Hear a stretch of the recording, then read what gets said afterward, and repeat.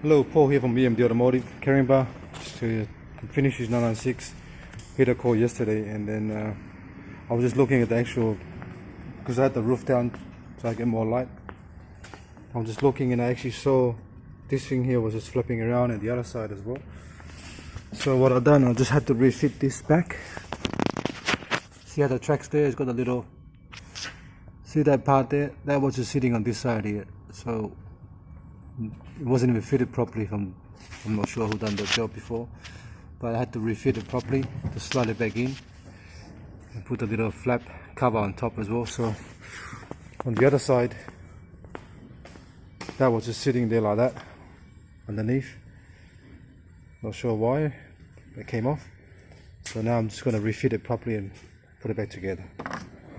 So because I was just looking at it, didn't look right, the way the flap was sitting. So I put the roof up. I must fit it properly, otherwise it will break. Alright.